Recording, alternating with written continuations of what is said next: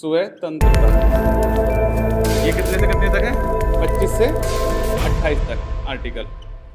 क्यों ये हाईलाइट है ये वाला टॉपिक जो है?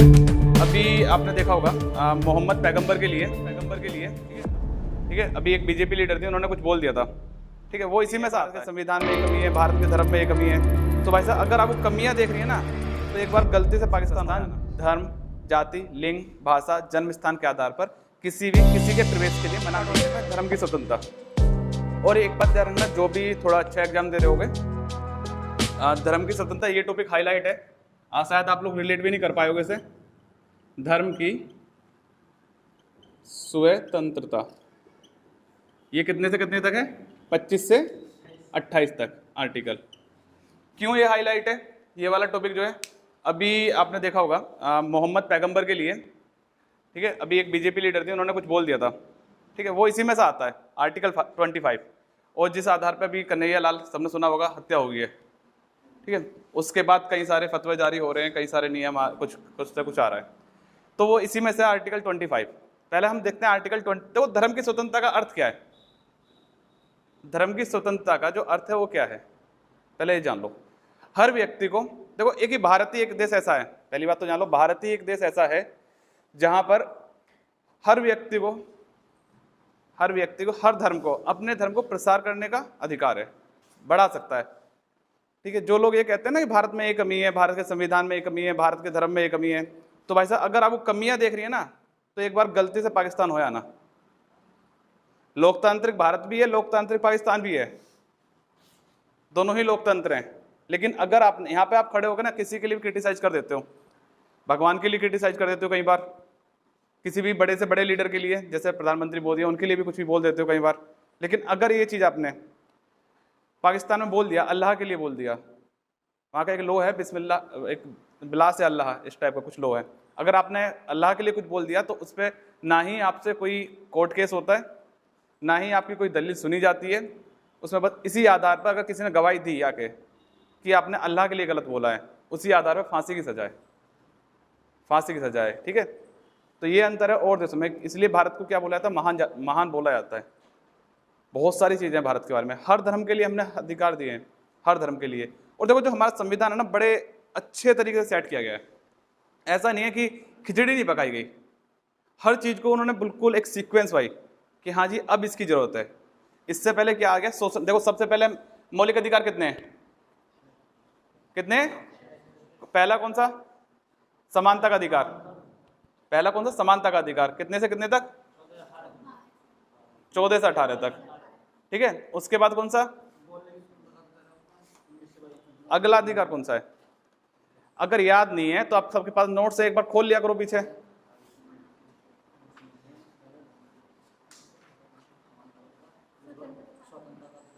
किसका?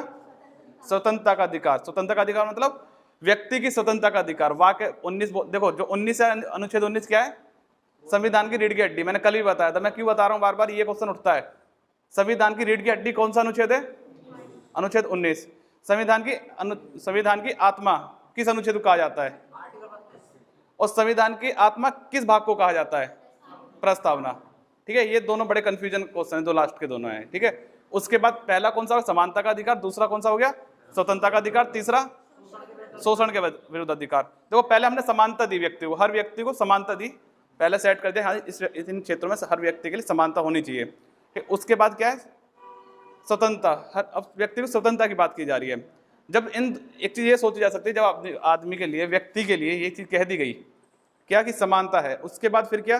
फिर एक अलग चीज और जोड़ी गई, समानता के बाद स्वतंत्रता दी गई। फिर स्वतंत्रता के बाद पता था संविधान बनाने वालों को, जो लोग संविधान बना रहे थे ना, वो एक दिन की नहीं सोच रहे थे, वो भविष्यगामी सोच रहे थे, उन्हें पता था भविष्य के लिए सोचना है। तो उन लोगों ने क्या जोड़ा? फिर एक शोषण के विरुद्ध अधिकार, कि अगर इतने के बाद भी किसी व्यक्ति का शोषण होता है तो उसके लिए आर्टिकल देने हैं, आर्टिकल दिए, अधिकार दिए कि आप इस आधार पर court, supreme court, high court में जाकर केस कर सकते हो। देखो, मौलिक अधिकार और डीपीएसपी दो पार्ट हैं जो संविधान के सबसे इंपॉर्टेंट पार्ट हैं, मौलिक अधिकार और डीपीएसपी। मौलिक अधिकार क्या है? मौलिक अधिकार क्या है? जिन्हें आप जबरदस्ती ले सकते हो सरकार से, जिन्हें आप सरकार से जबरदस्ती लेते हो, मतलब कि व्यक्ति को मिले हुए दावे हैं, व्यक्ति को मिले हुए अधिकार, और डीपीएसपी राज्य को मिले हुए अधिकार। जो डीपीएसपी वो राज्य के लिए है और मौलिक अधिकार किसके लिए? व्यक्ति के लिए है। ठीक है, तो अगला क्या है आगे हमारा? धर्म की स्वतंत्रता। जब आपने समानता दे दी, स्वतंत्रता दे दी, आगे क्या दे दिया उन्होंने? शोषण के विरुद्ध अधिकार दे दिया। अब उन्होंने बोल दिया कि अब जब इतना कुछ हो गया, अब व्यक्ति को धर्म की स्वतंत्रता होनी चाहिए। अनुच्छेद 25। ठीक है, जिन लोगों के पास नोट्स नहीं है, मैं एक बार बोल रहा हूं, लिख लें। जिन लोगों के पास नोट्स नहीं है, ठीक है, जिन लोगों के पास नोट्स नहीं है वो लिख लें एक बार। इसमें अगर सिंगल टर्म देखोगे, इसमें एक है धर्म के चयन की स्वतंत्रता। धर्म के चयन की स्वतंत्रता स्वविवेक के आधार पर, स्वविवेक के आधार पर। ठीक है, स्वविवेक के आधार पर।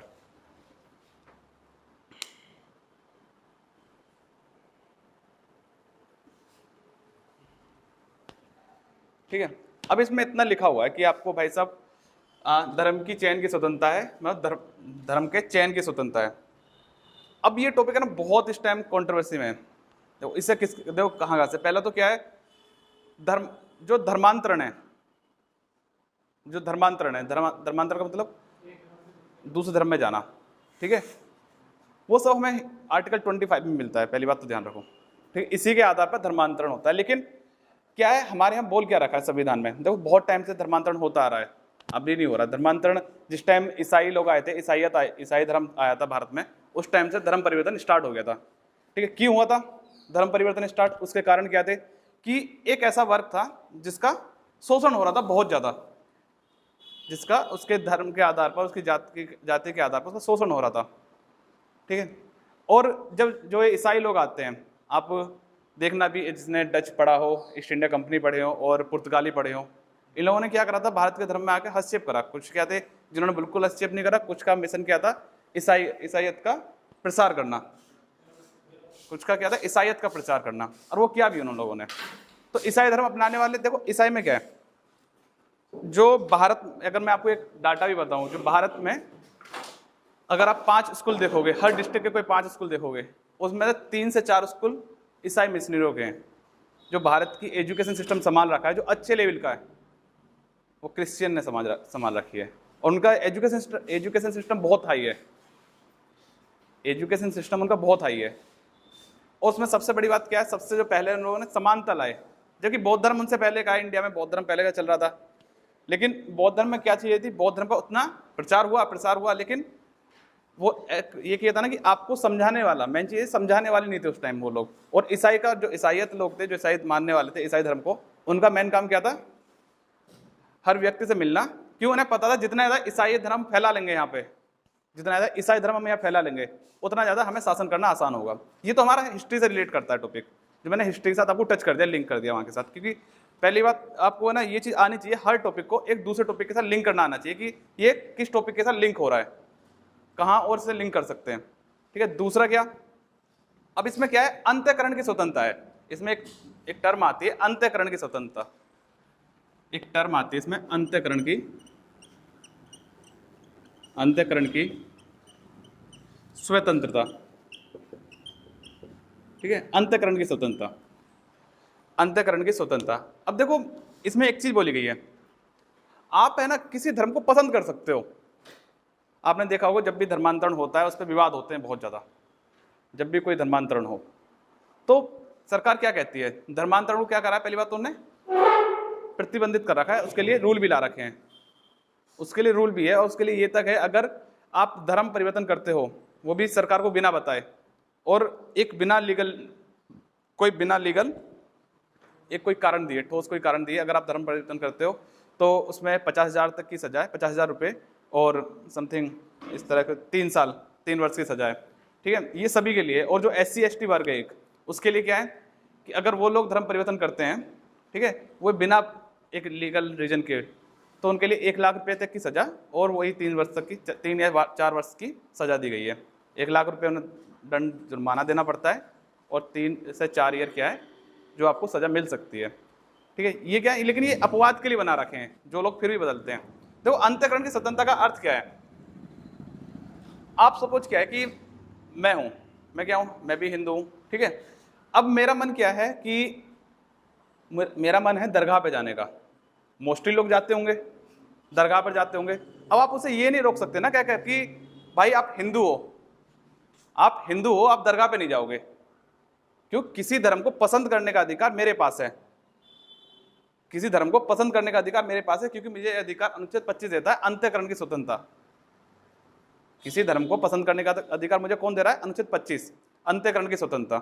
इसी में क्या कहा गया है, आप किसी भी धर्म को, जो नुपुर शर्मा वाला स्टेटमेंट है मैं उस पर लेकर आ रहा हूं से, आप किसी भी धर्म को ना क्रिटिसाइज कर सकते हो, आप किसी भी धर्म के बारे में बोल सकते हो। ये केवल एक चीज ध्यान, ये केवल भारत में अधिकार है, अदर किसी स्टेट में नहीं है। लेकिन साथ के साथ ये भी कहा गया है, आप है ना कोई भी अगर स्टेटमेंट दे रहे हो, इस चीज का ध्यान रखो कि भारत की एकता और अखंडता ना टूटे, भारत की एकता अखंडता ना टूटे, उस आधार पर आप स्टेटमेंट दो। अब जो नुपुर शर्मा ने स्टेटमेंट दिया, उनका स्टेटमेंट किसी ने सुना है अभी तक? बस इतना सबको पता होगा, कन्हैयालाल की हत्या कर दी गई। देखो नुपुर शर्मा ने जो स्टेटमेंट दिया वो गलत स्टेटमेंट था, पहली बात तो ये, क्योंकि सुप्रीम कोर्ट ने उसमें बहुत ज्यादा फटकार लगाई है। अगर स्टेटमेंट गलत ना होता तो सुप्रीम कोर्ट इतना पागल नहीं है। जो जज बैठे हैं भाई साहब वेल एजुकेटेड होते हैं, हम लोग से बहुत आगे। तो नुपुर शर्मा में बहुत ज्यादा फटकार लगाई गई कि आपने गलत स्टेटमेंट दिया, क्योंकि आपको पता था आपके स्टेटमेंट के। अब वो क्या कह रही है, मेरे पास अनुच्छेद 25 के हिसाब से अधिकार है, मैं किसी भी धर्म के लिए बारे में बोल सकती हूँ, मेरी खुद की स्वतंत्रता है। एक तो अभिव्यक्ति की स्वतंत्रता हमें कहाँ मिल रही है? 19 के 1 में, 19 के 1 में अभिव्यक्ति की स्वतंत्रता मिल रही है। दूसरा क्या है, 25 में क्या मिल रहा है? अंतःकरण की, किसी धर्म को पसंद करने की, किसी धर्म को पसंद करने की और किसी धर्म के बारे में बोलने की स्वतंत्रता हमें कहां से मिल रही है? 25 में मिल जा रही है, मैं जाके। ठीक है, अब यहीं से क्या हुआ कि ठीक है नुपुर शर्मा ने गलत स्टेटमेंट दिया, ठीक था, लेकिन अब ये किसी और को अधिकार नहीं दे रहा कि आप किसी उसके लिए फतवा जारी करो कि जो नुपुर शर्मा का सर काट के लाएगा तो मैं उसे अपना घर दान दे दूंगा। इस तरह के स्टेटमेंट जारी हुए कि नुपुर शर्मा का जो सर काट के लाएगा मैं उसे अपना घर दान दे दूंगा, अपने सब कुछ प्रॉपर्टी जो दान दे दूंगा। एक मौलवी थे, ठीक है, वो स्टेटमेंट दे रहे हैं। तो अब ये भी अधिकार नहीं दे रहा कोई किसी व्यक्ति को। ठीक है, अगर कोई एक व्यक्ति ने गलत स्टेटमेंट दिया है तो आपके पास ये अधिकार नहीं है कि आप उसे जान से मारने का कोई फतवा जारी कर दो, कोई जान से, क्योंकि नुपुर शर्मा का जो स्टेटमेंट था, वो जो नुपुर शर्मा ने स्टेटमेंट दिया है वो भी उसने, कि ये जो उसने बोला था वो कुरान में लिखी हुई है कहीं ना कहीं। जो उसने स्टेटमेंट दिया वो कुरान में लिखा हुआ है। ये बात बोल, जो स्टेटमेंट दिया था उन्होंने क्या कहा था, जो ईदगाह है, ईदी बनाई जाती है जिस ईदगाह में, तो वो ईदी क्या थी? पैगंबर मोहम्मद की बेटी थी, ये चीज बोली गई। पैगंबर मोहम्मद की बेटी थी और उसका शारीरिक शोषण किया, पहले शारीरिक संबंध बनाए किसने? पैगंबर मोहम्मद ने। ऐसा कुछ स्टेटमेंट दिया था उन्होंने, इस तरह कुछ स्टेटमेंट उसका था नुपुर शर्मा का। देखो ठीक है, रियलिटी है, लेकिन कई बार अगर अंधे को अंधा बोल दोगे ना, बुरा लग जाता है। कई बार अगर अंधे को अंधा बोलोगे बुरा लगेगा, गंजे को गंजा बोल दो बुरा लगता है, और वही हुआ। तो उसी आधार पे क्या हुआ, कन्हैयालाल की भी हत्या कर दी गई। उसने स्टेटस ही लगाया था मात्र उसी आधार पे। तो वो भी क्या, अपने अभिव्यक्ति स्वतंत्रता दिखा रहा था, और वो भी किसी धर्म को क्रिटिसाइज करने का अपना दिखा रहा था कि मेरे पास है यह अधिकार। ठीक है, समझ में आ रहा है? ये आर्टिकल 25 कहाँ तक जाता है। देखो चीजों को है ना, इन्हें पढ़ाना लिखाना बहुत आसान है। मैं तुम्हें यहाँ पे रटाने नहीं आ रहा हूँ, पहली बात तो ये ध्यान रखो। मेरा काम तुम्हें रटाना नहीं है, और ना मैं रटा सकता, क्योंकि मैंने खुद नहीं रटाया, तो मैं तुम्हें रटा भी नहीं सकता उस लेवल से कि हाँ जी अनुच्छेद 25 में क्या दे रखा है, धर्म की स्वतंत्रता है, कि धर्म को अपनाने की स्वतंत्रता है। मैं वो चीज़ नहीं कर सकता, क्योंकि इसलिए मैं स्टार्टिंग में पूछ लेता हूँ कि कोई यहाँ पे स्पेशल ऐसा तो नहीं है जो कि स्पेशल पुलिस लाइन की या फोर्स लाइन की तैयारी कर रहा है, क्योंकि जो मैं पढ़ाता हूँ वो थोड़ा ऊपर लेवल का जाता है। जो SSC है, SSC level, lower PCS level, उस लेवल का जाता है। ठीक है, क्योंकि आप देखो, अगर आप अच्छे से पढ़ रहे हो कोई चीज़ें, अगर कोई चीज़ आप अच्छे से पढ़ रहे हो, क्यों, उसका फायदा आपको कहाँ मिलने वाला है? आपके खुद के जीवन में उसका फायदा मिलने वाला है। आपके खुद के, क्योंकि कभी गलती से अगर आपने किसी धर्म के बारे में कुछ बोल दिया तो आप कह सकते हो ना, अनुच्छेद 25 में लिखा हुआ है कि मैं बोल सकता हूँ किसी धर्म के बारे में, लेकिन एक लिमिट तक, ऐसा नहीं कुछ भी बोल दो। ठीक है, ये क्या है, अनुच्छेद 25 कह रहा है। आगे क्या है, अनुच्छेद 26। अनुच्छेद 26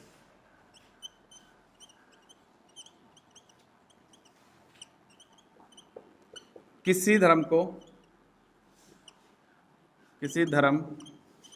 को अपनाने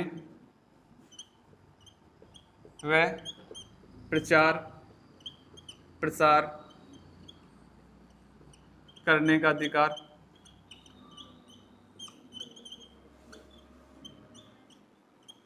ठीक है, फिर नेक्स्ट इसमें आता है चैरिटेबल संस्था स्थापित करने का अधिकार। ये बता रहा हूँ, लिख लो पहले, इन्हें लिख लें दो जो लोग लिखते हैं। ठीक है, देखो चैरिटेबल रहा, धार्मिक संस्थान रहा। ठीक है, आपने चैरिटी नहीं सुना, चैरिटी चलते हैं बड़े बड़े मतलब मंदिरों में चैरिटी चलती है, वहां पे जो पैसा आता है ना वो किसी धर्म में, देखो क्या बताया गया है। आप यहाँ पे जो चैरिटेबल संस्था स्थापित करने का अधिकार, चैरिटेबल संस्था स्थापित करने का अधिकार, चैरिटेबल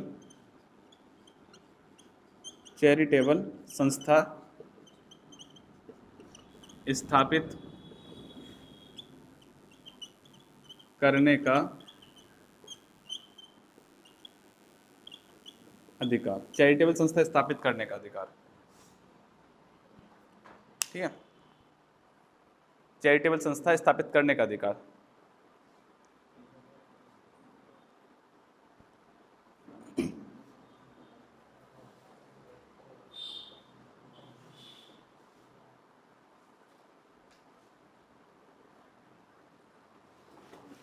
नेक्स्ट इसमें सचल व अचल संपत्ति अर्जित करने का अधिकार, सचल व अचल संपत्ति अर्जित करने का अधिकार।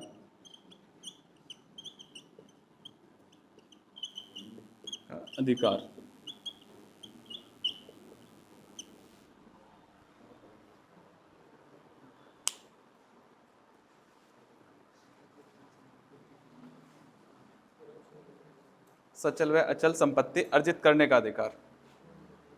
ठीक है, देखो अनुच्छेद 25 में ना कई सारी चीजें और भी, बहुत बड़ा है अनुच्छेद 25, बहुत सारी चीजें अनुच्छेद 25 में। जैसे कि आप हर धर्म में देखो अपने पर्सनल लॉ होते हैं। ठीक है, मुस्लिम धर्म का अपना पर्सनल लॉ होता है, वो भी अनुच्छेद 25 में ही है। हिंदू धर्म का अपना पर्सनल लॉ है, वो भी अनुच्छेद 25 में है। और ये जो पर्सनल लॉ है, जैसे कि एक क्या अभी आपने एक मुद्दा और सुना हो कुछ टाइम पहले, जो लड़कियां मोमडन लड़कियां जो बांधती है इसको क्या बोलते हैं वहाँ पे, हिजाब पे बहुत विवाद चला था। हिजाब पे भी बहुत ज़्यादा विवाद चला था कर्नाटक हाई कोर्ट में, इधर बहुत ज़्यादा। अभी उसमें फिर उसने क्या बोल दिया, अगर जो विश्वविद्यालय हैं, जो यूनिवर्सिटी हैं, अगर वो चाहें तो वहाँ पे ड्रेस कोड के हिसाब से उस चीज़ को निश्चित कर सकते हैं। ठीक है, अब वो क्या कह रहे हैं, वो लोग क्या कह रहे थे, हमारे धर्म की स्वतंत्रता है, हमारे धर्म की स्वतंत्रता है, हम अपने धर्म की स्वतंत्रता के आधार पर, क्योंकि हमारा ये क्या है धार्मिक कानून है, उस आधार पर हमें ये बांध का आने का अधिकार मिलना चाहिए। ठीक है, उनका देखो कहना कहीं तक सही था, ऐसा नहीं है उन्हें कहना गलत था, क्योंकि इसी में देखो जो अनुच्छेद 25 है इसमें कई सारी चीज़ें हैं। अभी जो रह गया तो मैं बता रहा हूँ, जो एक यही जो चीज़ मैंने बताई, अब वो कह रहे हैं कि हमें ये हिजाब का अधिकार मिलना चाहिए, क्योंकि वो किस आधार पर कह रही हैं कि जो पंजाबी होते हैं उन्हें पगड़ी बांधने का अधिकार होता है ना, पगड़ी बांधने का अधिकार। जब पंजाबियों को पगड़ी बांधने का अधिकार है, पंजाबियों को पगड़ी बांधने का अधिकार है, कड़ा पहनने का अधिकार है, और वो पगड़ी बांधने क्लास में आ सकते हैं, तो हमें क्यों अधिकार नहीं मिलना चाहिए? उनका कहना सही था। अब इससे हो क्या रहा है, देखो पहली बात तो ये हिजाब का ना कुरान में उल्लेख नहीं है कहीं पे, हिजाब का कुरान में कहीं उल्लेख नहीं है। अब मैं ऐसे नहीं बोला मेरे पास कुरान है, मैं कुरान कभी कभी चेक कर लेता हूँ, उस हिसाब से बता रहा हूँ, हिंदी अनुवाद में। ठीक है, तो और मैंने क्लास भी देखी और भी, तो हिजाब का कहीं भी ऐसा नहीं मिलता कुरान में कि कुरान में ये चीज़ बोली गई कि लड़कियों के लिए हिजाब जरूरी है, ऐसा कुछ भी नहीं है। ठीक है, अब दूसरा क्या है, अब बात आती है सरदारों पे। भाई साहब सरदारों के लिए 5 चीज़ें अनिवार्य बताई गई हैं जो उनके धर्म ग्रंथ में लिखी हुई हैं। पहला क्या है, पगड़ी, कड़ा, कंगा, कच्छा और उनकी जो तलवार। और उनकी तलवार के लिए अधिकार ये भी है, जब वो इंटरनेशनल भी कहीं भी जाते हैं तो भी वो तलवार लेके जा सकते हैं। हाँ, वो छोटी हो जाएगी, आपने देखा छोटी यूज करते हैं। ठीक है, तो वो उनके क्या है, उनके धर्म में लिखा हुआ है, वो चीज़ धर्म में है उनके। लेकिन जो मुस्लिम धर्म है, जो कुरान है, उसमें ये चीज़ नहीं लिखी हुई। ठीक है, अभी क्या है, अभी देखो आगे और कुछ टाइम बाद आप देखोगे एक कानून सिविल संहिता लाने की बात चल रही है। सभी धर्मों को एक ही कानून के अंदर लाने की बात चल रही है, सभी धर्मों को एक ही कानून के अंदर लाने की बात चल रही है कि ये किया जा रहा है, सभी धर्मों में एक ही कानून रहेगा। कि ऐसा नहीं कि मुस्लिम धर्म में क्या है कि 7 विवाह करने का अधिकार, कि आप 7 शादी कर सकते हो, ठीक है। हिंदू धर्म में क्या एक ही कर सकता है, तो हिंदू धर्म वाला बेचारा सोचता है मैं एक ही क्यों करूँ, मुझे 7 क्यों नहीं करने की मिल रही, तो मुझे भी मुस्लिम होना चाहिए था। तो इसलिए कभी सरकार क्या कर रही है, तो उस चीज़ को खत्म कर रही है। और पहला ऐसा स्टेट कौन सा है जो अपने यहाँ कानूनी सिविल संहिता लागू करने वाला पहला स्टेट कौन सा है, जिसने अपने स्टेट में कानूनी सिविल संहिता लागू कर चुका है? भाई साहब करंट का क्वेश्चन भी है, और ये ध्यान रखना किसी ना किसी पेपर में छप जाएगा। ना ना, उड़ीसा का तो आप ये सोचना है तो बहुत बाद में आते हैं। हमेशा दिमाग में एक चीज लगाओ कि कौन सा स्टेट सबसे ज्यादा डेवलप है, और लिटरेसी रेट किस स्टेट में होगा, और कौन सा फिर छोटा होगा। कई सारी चीज सोचनी पड़ती है। अगर तुक्का भी लगा रहे हो तो तुक्का ऐसे मत लगाओ कि मन करा कि हाँ उड़ीसा उड़ीसा पे लगा दिया, ठीक है। गोवा है, गोवा है, पहले तो वो बहुत छोटा स्टेट है, बहुत छोटा है, तो वहाँ पे कानून सिविल संहिता लागू करना इतनी दिक्कत है नहीं। और फिर मोस्टली बात वहाँ पे आपको हिंदू भी कम मिलेंगे, मुस्लिम भी कम मिलेंगे, आपको ईसाई ज़्यादा मिलेंगे वहाँ पे क्या ईसाई ज़्यादा हैं। तो मुस्लिमों के पास जो इतने अधिकार हैं, जैसे कि मुस्लिम के अपने पर्सनल लॉ हुए, वो भी इसी में। दूसरा क्या है, जैसे हिंदू में, हिंदू धर्म में क्या है, महिलाएं सिंदूर लगाती है, महिला अपने क्या मांग में भरती हैं, सभी महिलाएं जो शादी के बाद सिंदूर भरती है अपनी मांग में। इसका अर्थ क्या है, ये भी क्या है कि वो भी क्या कहती हैं कि उसके लिए कोई विरोध नहीं कर सकता कि आप ऐसा क्यों रहती हो, कि वो क्या कहती है मेरी धर्म की स्वतंत्रता है, मेरे धर्म की स्वतंत्रता है। आपको ये पता होना चाहिए ये जो मांग में सिंदूर लगाने की परंपरा है ये चली कहाँ से थी, इसका कुछ पता है? कुछ रामायण से ही चली थी। जो सीता माँ थी, ठीक है, सीता माँ थी, वो क्या अपनी मांग में सिंदूर, एक चीज हो रहा है अपनी यूपी की तरफ क्या है, महिलाएं जो मांग में सिंदूर लगाती हैं बहुत छोटा लगाती हैं, और आजकल तो एक ऐसा फैशन चल रहा है कि सिंदूर भी लग जाए और पता भी चले ना, सिंदूर भी लग जाए पता भी चले ना, आजकल का तो ऐसा फैशन चल रहा है। लेकिन जो बिहार की तरफ अगर आप जाओगे, वो महिलाएं ना यहाँ तक सिंदूर लगाती हैं, पीछे तक, यहाँ से लगाना शुरू करेंगे और पीछे तक। उनसे पूछो क्यों लगाते हो, तो वो बताती हैं कि अब आप उन पर सवाल नहीं उठा सकते, आपने उनका हस्बैंड भी उन पर नहीं कह सकता तुमने इतना बड़ा सिंदूर क्यों लगा दिया, कोई और बोले, क्योंकि पहले तो ये कहते हैं मेरे पास धर्म की मेरी अपनी स्वतंत्रता है, और दूसरा वो कहती है कि वो कहती है कि जितना लंबा सिंदूर हुआ उतनी लंबी आपके पति की आयु होगी। तो मैं आपको क्यों बता रहा हूँ भैया, जैसे इसकी वाइफ आए आने वाले टाइम में तो कह देना सिंदूर लंबा लगा लो लास्ट तक, ठीक है, पता चला छोटा सा लगा ले और तुम्हारी उम्र कम हो जाए, ठीक है। तो उसमें सिंदूर लगाने क्या था कि जिस टाइम सीता माँ को उसने रावण ने अपहरण कर रखा था, तो वो सिंदूर लगा रही थी, वो सिंदूर लगा रही थी अपनी मांग में एंड तक।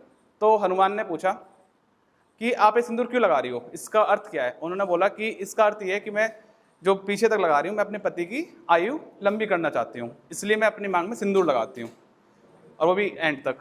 तो हनुमान क्या थे, राम भक्त थे, हनुमान राम भक्त थे। अब उन्हें इतना तो देखो, हनुमान क्या है, जो आदमी शक्तिशाली होता है ना बहुत ज़्यादा शरीर में, जो आदमी व्यक्ति शरीर में बहुत ज़्यादा शक्तिशाली होगा, थोड़ा वो सोचने समझने की व्यवस्था कमी रखता है अपनी, कि ज़्यादा दिमाग नहीं लगाता। उन्होंने सिंदूर उठाया पूरे शरीर पे लगा लिया, अपने सिंदूर उठा के पूरे शरीर पे लगा लिया, और पूरे शरीर पे लगाने के बाद फिर वो सीता माँ ने देखा कि तुमने ऐसे सिंदूर क्यों लगा लिया पूरे शरीर पे, कि मैं तो राम भक्त हूँ और मैं तो हमेशा चाहूंगा कि राम अमर रहे, ठीक है। जो हनुमान पे सिंदूर चढ़ाने की परंपरा वो भी रामायण से स्टार्ट हुई, वो इसी तरह स्टार्ट हुई, क्योंकि वो क्यों, वो राम भक्त है और वो चाहते थे कि वो सीता से भी ज़्यादा हैं, सीता से भी ज़्यादा जानते, सीता माँ है उनसे भी ज़्यादा चाहते हैं हनुमान, जो कि राम के लिए, ठीक है। तो ये सब क्या आती है, अपने अपने धर्म की स्वतंत्रता है। आप किसी भी आधार पे, किसी भी उस चीज़ पे कि किसी ने बुरखा क्यों बांध रखा है, ये सारी चीज़ें आपका जो कॉलेज संस्थान है उसमें कॉलेज डिसाइड करेगा कि वहाँ पर क्या ड्रेस कोड होगा क्या नहीं, क्योंकि कॉलेज क्या है, सभी के लिए एक समान व्यवस्था बनाता है, ठीक है। इसी तरह क्या है कि अगर कोई आगे आर्टिकल है हमारा, आगे देखते हैं अभी उसमें, जैसे कि हम देखते हैं जो ये क्या बोलते हैं ना, जो इसमें मुस्लिमों के जो होते हैं स्कूल, मदरसा, हाँ मदरसा, ये सब स्थापित करने का अधिकार सब अपने अपने सब आर्टिकल है, वह आर्टिकल 29 और 30, ठीक है, वो भी हम आगे देखते हैं, ठीक है। अब दूसरा क्या है, ये जो हम 26 देख रहे हैं, किसी धर्म को अपनाने का अधिकार। दूसरा इसमें मेन चीज क्या है, चैरिटेबल संस्था स्थापित करना है, सचल व अचल संपत्ति अर्जित करने का अधिकार, ठीक है। देखो क्या है, जो मंदिर होते हैं उनमें पैसा आता है, धन संपत्ति, क्योंकि इन्होंने एक चीज देख ली पहले कि देखो कोई भी धर्म होगा, चाहे हिंदू धर्म हो, मुस्लिम धर्म हो, ईसाई धर्म हो, इनकी एक आस्था केंद्र बनाए जाएंगे। अब यहाँ पे जो पैसा आएगा, यहाँ पे जो पैसा आएगा, ऐसा ना हो उस पैसे का गलत यूज हो, कि पता चले मंदिर में पैसा आ रहा है और आप उसके पैसे कहाँ भेज रहे हो, एक आतंकवादी फंडिंग कर रहे हो।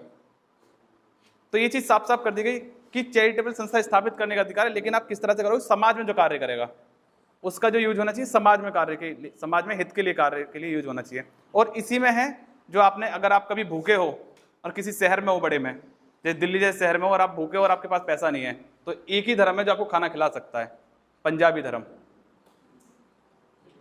लंगर मिलते हैं भाई साहब, लंगर हजारों हजारों आदमी डेली खाते हैं वहाँ पे खाना। केवल एकमात्र धर्म ऐसा है पंजाबी जो भूखे इंसान को खाना खिलाया था फ्री में। ठीक है, तो वो सब इसी में है कि आपको जो जो पैसा आ रहा है आपके पास, उसका क्या करना है, आपको समाज के हित में यूज करना है, ऐसा नहीं कि आप अपनी जेब भरने में उसे यूज कर लो। ठीक है, अगला क्या है आगे, 27, धार्मिक कार्यों में करों से छूट होगी। अनुच्छेद 27, अनुच्छेद 27, धार्मिक कार्यों में करों से छूट। धार्मिक कार्यों में करों से छूट। अब आपको क्या कि आपको टैक्स नहीं देना कब, अगर आप कोई धार्मिक आयोजन करा रहे हो, जैसे कि बड़े बड़े यज्ञ होते हैं, महायज्ञ होते हैं, ठीक है, मेले लगाए जाते हैं बड़े बड़े, जैसे कि अगर आप कुंभ है, ठीक है, कुंभ का मेला लगना क्या है, वो धार्मिक आस्था है। आप किसी मंदिर निर्माण कर रहे हो, आप किसी मंदिर का निर्माण कर रहे हो, तो उस पर क्या टैक्स फ्री होगा वो। ठीक है, टैक्स फ्री होगा। अगर किसी मंदिर का, मस्जिद का, चर्च का, किसी का निर्माण कर रहे हो, तो उस पर आपको कोई टैक्स नहीं देना है, उस पर आपको क्या टैक्स नहीं देना, कोई भी, क्या वो टैक्स फ्री है। ये किस में बोला गया, अनुच्छेद 27 में ये बात साफ साफ कहती है। आप किसी मंदिर का निर्माण करो, मस्जिद का निर्माण करो, किसी भी चीज का निर्माण करो, अगर वो धर्म से जुड़ी हुई होगी तो आपको उस पर कोई भी टैक्स नहीं देना है। ठीक है, तो अनुच्छेद 27। अगला जो 28 थोड़ा बड़ा है, 28 में भी रख पाता हूँ।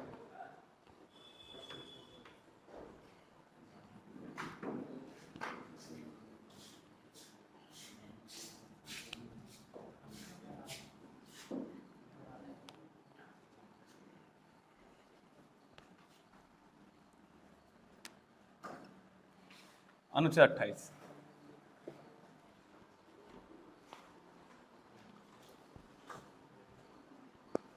इसमें लिख लो, किसी भी शैक्षिक संस्था का, किसी भी शैक्षिक संस्था का धार्मिक कार्यों में भाग लेने से छूट। भाग लेने से छूट।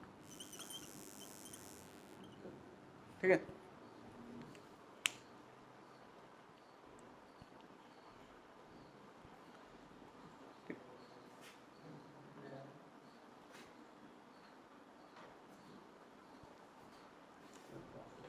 इसमें नेक्स्ट लिख लो, इसका 3 है। कोई भी राज्य पोषित शैक्षिक संस्था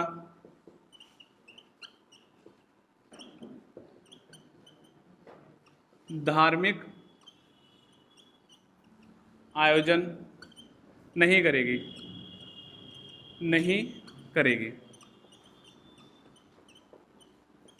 धार्मिक आयोजन नहीं करेगी।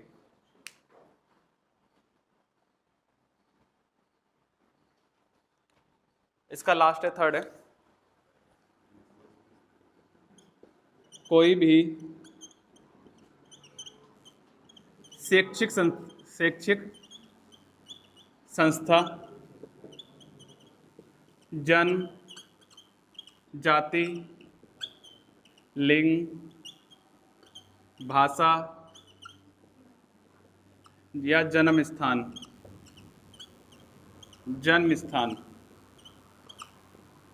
के आधार पर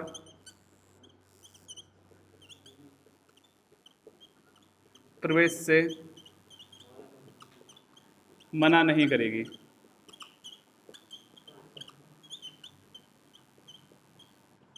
ठीक है,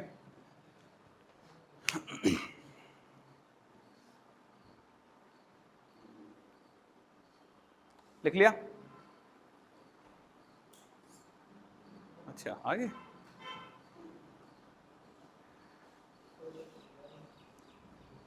देखो, अब इसमें क्या है, ये देखो पहली लाइन क्या है, पहली लाइन तो सबकी समझ में आ रही होगी, नॉर्मल सी बात है।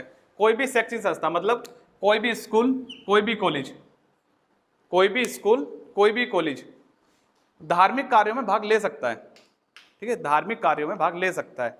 लेकिन इसके साथ ही अगली लाइन क्या दी गई है, कोई भी राज्य पोषित, कोई भी राज्य पोषित शैक्षिक संस्था, देखो भाग ले सकती है किसी भी उसमें धार्मिक कार्यों में, लेकिन अपने स्कूल में आयोजित नहीं कर सकती। क्यों? क्योंकि देखो स्कूल में क्या है, जो शैक्षिक संस्था है वहां पे हिंदू भी होंगे, मुस्लिम भी होंगे, ठीक है, ईसाई भी होंगे। तो इससे ऐसा ना हो कि किसी बच्चे के किसी भी उसकी धार्मिक आस्था पर ठेस पहुंचे, उसे ऐसा लगा कि हमारे धर्म की कोई चीज आयोजित क्यों नहीं की जा रही यहाँ पे, ठीक है। इसलिए साफ साफ क्या बोला है, कोई भी राज्य पोषित शैक्षिक संस्था अपने जो उनके शैक्षिक संस्था जो भी स्कूल होंगे, कॉलेज होंगे, वहां पर कोई भी धर्म के आधार पर, आज तक आपने देखा भी होगा कोई धार्मिक आयोजन नहीं होते स्कूलों में। 26 जनवरी मनाई जाती है, 26 जनवरी सबके लिए, 15 अगस्त सबके लिए, सबके लिए, ठीक है। ये जो महान पुरुषों की है, जो सभी लोग मानते हैं, वो सबके लिए मनाई जा सकती है। अब ऐसा नहीं वहाँ पे ईद मनाओगे आप स्कूल में, दिवाली, ईद, होली ये नहीं मनाए जाते, ठीक है। तो ये साफ साफ किस में कर दिया है, अनुच्छेद सेकंड 28 के सेकंड में। उसके बाद क्या है, थर्ड में देखो आपको पहला क्या है, अनुच्छेद जो स्टार्टिंग में देखते हैं उसमें बोला गया है छुआछूत का निषेध भी किया गया है, जाति धर्म आधार, जाति धर्म भाषा लिंग के आधार पर भी भेदभाव से निषेध किया गया है। अब उसके बाद फिर भी इन्होंने क्या दिया 28 का थर्ड, कि कल को कोई ये ना कहते कि आपने ये कहा है अनुच्छेद उसमें संविधान में कि आप भेदभाव नहीं कर सकते, जाति धर्म लिंग भाषा के आधार पर भेदभाव नहीं कर सकते। तो 28 के 3 में क्या जोड़ दिया गया, कोई भी शैक्षिक संस्थान धर्म जाति लिंग भाषा जन्म स्थान के आधार पर किसी के प्रवेश के लिए मना नहीं करेगा। ये जोड़ना क्यों पड़ा, ये जोड़ना क्यों पड़ा था, इसे जोड़ने की आवश्यकता क्या पड़ी होगी ऐसी? एडमिशन नहीं था, अभी बहुत सी जगह होता है, अगर हाँ बहुत से हैं, लेकिन वो उनके एम में ऐसा नहीं है, मिलता है, होते हैं अभी। हाँ तो वो अपना उनका, हाँ तो वो अपना अलग है। लेकिन ये जब जोड़ा गया उस टाइम कंडीशन बहुत खराब थी भारत की, कि संविधान किस टाइम तैयार हो रहा है, 1947, 48, 49 का दौर चल रहा है, ठीक है, वो लोग संविधान तैयार कर रहे हैं। तो उन्होंने साफ देखो संविधान में एक एक चीज बड़े हिसाब से लिखी है, एक एक चीज बड़े हिसाब से लिखी गई है कि इस आधार पे कोई वर्ग कोई व्यक्ति वंचित न रह जाए, बहुत दूर तक की सोच के। और संविधान निर्माता साफ साफ एक बात कहते हैं, अगर कोई कानून टूटे तो टूटे, लेकिन देश की एकता अखंडता नहीं टूटनी चाहिए। संविधान निर्माता इस बात को कहते हैं, कानून टूट रहा है तो टूट जाए, कोई दिक्कत नहीं, कानून तोड़कर दूसरा बनाया जा सकता है, लेकिन कोई भी इस तरह का ऐसा कोई कानून ना रहे जिससे कि देश की एकता और अखंडता टूटे, ठीक है। तो ये हमारे क्या थे, धर्म की स्वतंत्रता थे। कौन कौन से? अनुच्छेद 25, हाँ जी, धर्म की स्वतंत्रता कौन कौन से? 25, 26, 27, 28। 25 में क्या है? अनुच्छेद 25 एक बार रिवाइज कर लिया करो, थोड़ा अपने दिमाग में रख लिया करो। अनुच्छेद 25 में क्या है? धर्म के चयन की स्वतंत्रता स्वविवेक के आधार पर, धर्म के चयन की स्वतंत्रता स्वविवेक के आधार पर। अनुच्छेद 26 किसी धर्म अपनाने की या चैरिटेबल संस्था स्थापित करने का अधिकार, ठीक है। अनुच्छेद 27 धार्मिक कार्यों में करों से छूट। अनुच्छेद 28 आपके सामने ही है, ठीक है। अब देखते हैं 29 और 30।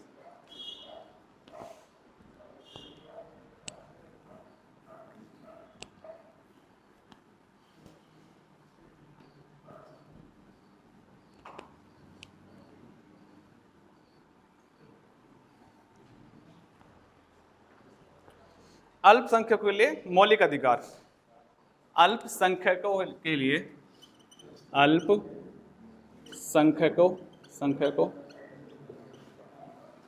के लिए मौलिक अधिकार।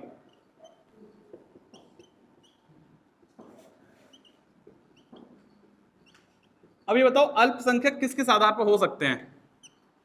अल्पसंख्यक किस किस आधार पर हो सकता है कोई? पहली बात तो जनसंख्या के आधार पर, सबसे पहले क्या है, अल्पसंख्यक किस किस आधार पर हो सकता है? जनसंख्या, ठीक है, जनसंख्या के आधार पर। और दूसरा क्या,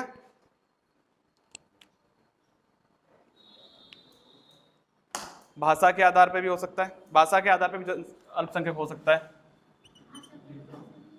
ये बता दूंगा, क्यों टेंशन ले रहे हो, ठीक है। जनसंख्या के आधार पर, भाषा के आधार पर, और है जी, लिंग के आधार पर विभक्त नहीं करा रखा हमारे इसमें, कि लिंग के आधार पर विभक्त नहीं है हमारे संविधान में, ठीक है, ठीक है। तो हमारे जनसंख्या के आधार पर क्या है, देखो अल्पसंख्यक का मतलब क्या है, भारत में कुछ राज्यों में हिंदू भी अल्पसंख्यक की गिनती में आते हैं,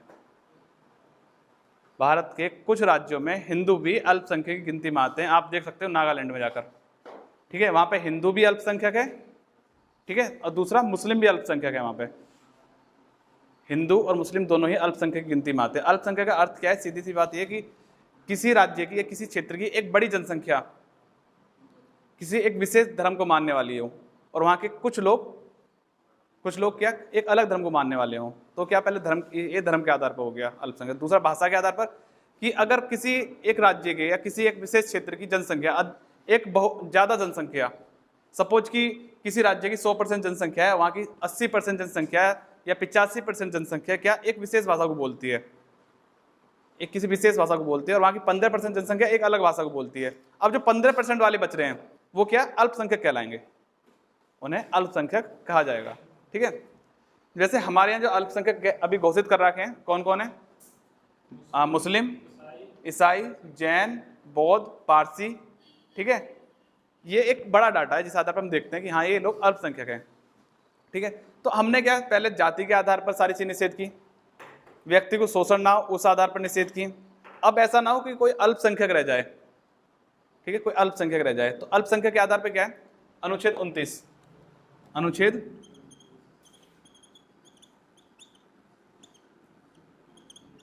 29 इसमें लिख लो, अनुच्छेद 29 में लिखो,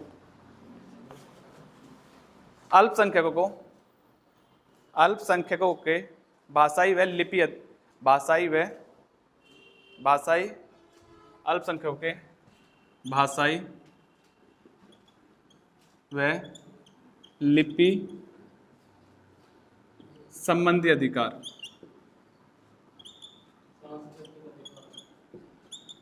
लिपि संबंधी अधिकार या सांस्कृतिक अधिकार जो भी है, ठीक है।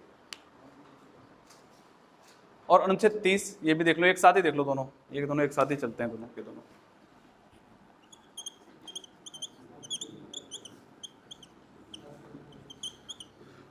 अल्पसंख्यकों को अपने पसंद के शैक्षिक संस्थान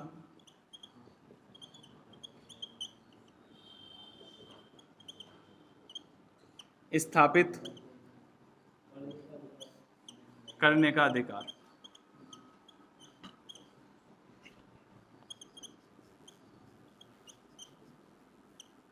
ठीक है। संबंधी व इसमें वो है सांस्कृतिक अधिकार पढ़ लेना, अधिकार के पीछे लिखना, वे सांस्कृतिक अधिकार भी लिखना, सांस्कृतिक अधिकार। देखो अब इसमें क्या है, 29 जो है लास्ट में लिख देना, वह करके लिखना सांस्कृतिक अधिकार, कुछ नहीं ज्यादा। देखो हमने अभी क्या देखा, अल्पसंख्यक किस किस आधार पर हो सकते हैं, भाषाई आधार पर। अगर कोई व्यक्ति भाषाई आधार पर अल्पसंख्यक है तो वो उस भाषाई आधार पर क्या है अपना शैक्षणिक संस्थान खोल सकता है। क्यों? क्योंकि वो भाषाई आधार पर, अगर वो कोई जैसे कि कन्नड़ लैंग्वेज है, कन्नड़ है, बहुत सारी हैं, तेलुगु, कन्नड़, मलयालम, ये सारी, ठीक है। अब उन लैंग्वेज का जो उसी भाषा को जानता है, अब उसे हिंदी वाले किसी स्कूल में भेज दिया जाए जहाँ हिंदी चलती हो, तो सिंपल सी बात है उसकी समझ में आने से रही। और सबसे अच्छी बात है जो न्यू एजुकेशन पॉलिसी आई है, वो अनुच्छेद 29 पे बहुत फोकस करती है। क्यों? उसमें पहली बात तो क्या है, कौशल विकास की ओर ध्यान दिया गया है। दूसरा क्या, जो लोकल लैंग्वेज है, जो आपकी लोकल लैंग्वेज है, उसमें पढ़ाई कराने पर फोकस किया गया है। और ये सही भी है, क्योंकि जो व्यक्ति हैदराबाद का है या तेलंगाना का है, केरल का है, तो वहाँ की समस्या को वो व्यक्ति ज़्यादा अच्छे से समझ सकता है, या फिर कोई इधर से जाए यूपी से या पंजाब से हरियाणा से जाए या दिल्ली से जाए, या वो समझ सकता है इतने अच्छे से, क्योंकि जो व्यक्ति वहाँ से है। आपको देखो एक नॉर्मल सी बात है, आपको जब काम करना होता है, एक जॉब लेना अलग चीज़ है, और जब आप जॉब ले लेते हो, सपोज कि आपने पुलिस की जॉब ली, पुलिस में आप ऐसा ही हुए, आपको काम काम जो करना है, क्या करना है, फील्ड में करना है ना काम, तो जनता के बीच में रह काम करना है। ऐसा तो है नहीं कॉपी का मतलब कॉपी कागज काम है, ऐसा तो कुछ होता नहीं ज़्यादा, वो अलग लेवल का काम रहता है। लेकिन मोस्टली काम किस पे रहता है, आपको जनता पे फोकस रहता है, जनता के बीच में जाकर काम करना है। तो व्यक्ति को उस हिसाब से तैयार किया जाना चाहिए कि जो जनता के बीच में काम करने लायक हो। अब आप जैसे कि बहुत से लोग यूपी के होते हैं, बिहार के पुलिस का एग्जाम ट्राई करते हैं और क्रॉस भी करते हैं। अब सबसे बड़ी दिक्कत क्या आती है, कम्युनिकेशन की सबसे बड़ी प्रॉब्लम रहती है वहाँ पे बात करने की, क्योंकि आपको वो भाषा समझ में ही नहीं आती, जो भाषा वहाँ चल रही है वो समझ में ही नहीं आएगी, जो भाषा वो बोलते हैं। तो उसके लिए फोकस क्या चल रहा है कि वैसे बहुत सी स्टेट में क्या है, हम कुछ स्टेट में तो है जो नियर बाई है, जो आप वहाँ के लिए ट्राई कर सकते हो। लेकिन जैसे अब एमपी है, एमपी में आप ट्राई नहीं कर सकते हर फॉर्म के लिए। एमपी में आप केवल अगर पीसीएस भी ट्राई करना ना एमपी का, तो वहाँ पर रजिस्ट्रेशन करना पड़ता है पहले 6 महीने पहले, तो हर एग्जाम ट्राई नहीं कर सकते हर स्टेट का। ठीक है, तो इसका क्या है, आप भाषा के आधार पर, दूसरा क्या, लिपि, जो लिखने की जो लिपि होती है लिखने वाली, उस आधार पर। ठीक है, और नेक्स्ट क्या, सांस्कृतिक अधिकार। सांस्कृतिक अधिकार जैसे कि हमारे हिंदू धर्म है, हिंदू धर्म में क्या क्या अधिकार है सबको पता है, भाई मुझे पूजा करना है, पूजा करने का अधिकार है। अब मुस्लिम है, उसे क्या, नमाज पढ़नी है। ठीक है, अब आप ये नहीं कह सकते भाई साहब मेरे पास सांस्कृतिक अधिकार है या मेरे पास मेरा अधिकार है, मुझे नमाज अदा करनी है, मुझे नमाज पढ़नी है। आपको नमाज पढ़नी है, आप कहोगे मेरा अधिकार है, सांस्कृतिक अधिकार है मुझे नमाज पढ़ना। लेकिन अब आप ये कह लो कि मैं सड़क पर बैठ कर नमाज पढ़ूंगा। देखो ये आर्टिकल कहाँ का जाता है, मैं बता दे रहा हूँ। ये आर्टिकल 29 में भी है जो मैं बता रहा हूँ, एक्सप्लेन कर रहा हूँ, वो 25 में भी है, धर्म की स्वतंत्रता वाली, धर्म के चयन की स्वतंत्रता, दोनों में, 25 में भी और 29 में भी। आपके पास सांस्कृतिक अधिकार हैं, वो ठीक है। अब आप ये मत बोलो कि मैं जो नमाज पढ़ूंगा सड़क पर बैठ कर पढ़ूंगा। आप ये नहीं कह सकते कि मैं जो नमाज पढ़ने वाला हूँ कि मैं सड़क पर बैठ कर पढ़ूंगा। तो ये किसका विरोध, ये कहाँ से आता है कि आपके पास अधिकार है लेकिन लिमिटेड, आपके अधिकारों से, आपकी स्वतंत्रता से किसी दूसरे व्यक्ति को परेशानी ना हो। ये चीज़ें बिल्कुल साफ साफ लिखी गई हैं संविधान में हर जगह, और बार बार इन चीज़ों का उल्लेख होता है। जितने अधिकार दिए जाते हैं, हर अधिकार के बाद एक चीज़ कही जाती है, कोई भी अधिकार इस तरह का ना हो जो व्यक्ति के किसी दूसरे व्यक्ति की स्वतंत्रता को छीन ले या परेशानी हो आपकी वजह से। ठीक है, तो आपके पास सांस्कृतिक अधिकार है। ठीक है, जैसे कि सांस्कृतिक अधिकार, आप दिगंबर और श्वेतांबर जैन धर्म में होते हैं। श्वेतांबर कौन होते हैं, जो श्वेत वस्त्र धारण करते हैं, और दिगंबर जो नग्न अवस्था में रहते हैं। ठीक है, जो नग्न अवस्था में रहते हैं, दिगंबर उन्हें बोला जाता है। अब अगर आपके बीच में एक दिगंबर व्यक्ति बैठा दिया जाए, जैसे आप सब बैठे हो, और एक दिगंबर आ जाए, दिगंबर व्यक्ति जो नग्न अवस्था में हो, अब क्या होगा, सबका ध्यान क्या रहेगा कि देखो वो बैठा है पीछे, बिल्कुल नंगा बैठा है। क्यों नंगे रहते हैं भाई, तो उनका धर्म है दिगंबर का, क्यों वो रहता है। अब उसके अगर वो किसी स्कूल में एडमिशन ले लिया उसने, भाई दिगंबर है, उसे पढ़ना है, तो क्या होगा, उसका सांस्कृतिक अधिकार क्या है कि वो अपने धर्म को अपना रहा है। भाई वो गलत तो नहीं कर रहा, वो अपने धर्म को अपना रहा है। दिगंबर जो जैन धर्म में बोला गया है, वो उसका सांस्कृतिक अधिकार है। लेकिन उसकी वजह से क्या दिक्कत हो रही है, दूसरे व्यक्ति को दिक्कत हो रही है। लेकिन आप उसमें इस आधार पर प्रवेश से मना नहीं कर सकते। अगर आप ये कहोगे कि आप नग्न अवस्था में आ रहे हो तो आप स्कूल में एडमिशन नहीं ले सकते, तो वो क्या कहेगा, मेरे पास अधिकार है, मेरे पास अधिकार है, आप मुझे समाज से अलग नहीं कर सकते, इसका मतलब आप मेरे से छुआछूत कर रहे हो। तो उसके लिए क्या बोला गया, अगला अनुच्छेद 30, अल्पसंख्यकों को अपने पसंद के शैक्षणिक संस्थान स्थापित करने का अधिकार है। फिर वो लोग क्या करते हैं, जैसे मदरसा है, मदरसा की स्थापना इसमें आती है। ठीक है, और जो संस्कृत विद्यालय होते हैं, संस्कृत महाविद्यालय विश्वविद्यालय जो होते हैं, उनकी स्थापना भी इसी में आती है।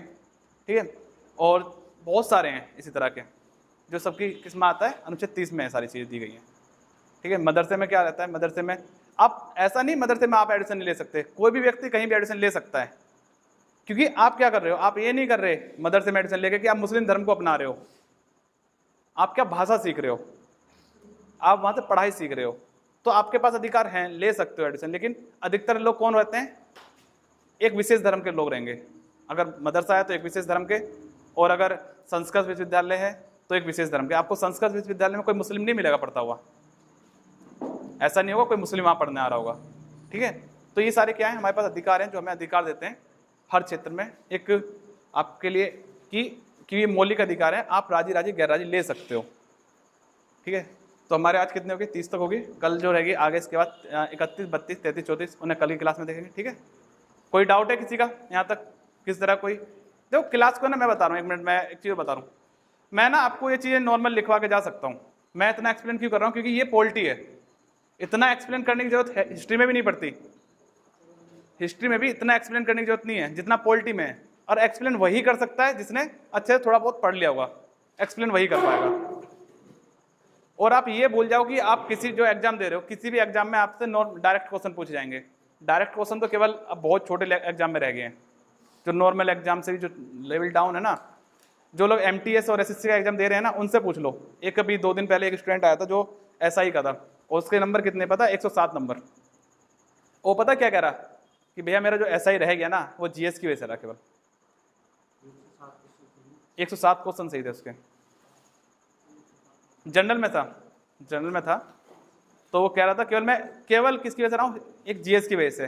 दिक्कत क्या है, हम लोग बहुत टाइम से ना लूसेंट पढ़ रहे हैं, मोस्टली यही चल रहा है, लूसेंट पे फोकस हो। आप ये सोचो ना, लूसेंट आज तो तैयार नहीं हुई, आज से 10-15 साल पहले से ही लूसेंट चलती आ रही है, उसी में तो क्वेश्चन पूछे जा रहे हैं, वहीं से आ रहे हैं। देखो आर्टिकल 29 तो वहां भी लिखा हुआ मिलेगा तुम्हें, आर्टिकल 30 वहां भी लिखा हुआ मिलेगा, और डिपेंड है ना वो पूछे क्या आपसे एग्जाम में। तो जो GS का लेवल है वो बढ़ रहा है, अभी नहीं, अभी कुछ टाइम बाद। और जो लोग 1-2 बार और एग्जाम देंगे ना और रह जाएंगे, उन्हें चीज़ समझ में आती है कि चीज़ें रह कहाँ रही हैं, चीज़ जब जाकर समझ में आती हैं। तो आज आपके पास अच्छा टाइम है अपना, ये सारे चीज़ जो इतने टॉपिक हो रहे हैं थोड़ा पढ़ा भी करो घर जाके। और मैंने इतना ही बता दिया, टेलीग्राम पे भी सारे PDF पड़ी हुई है, आप नोट नहीं कर पा रहे हो, टेलीग्राम से PDF डाउनलोड कर लो। यूट्यूब पे भी है क्लास सारी, ये जैसे जो कोई अब डाउट रह गया आपका यूट्यूब पे क्लास पड़ जाएगी है, वहाँ से देख लो। ठीक है।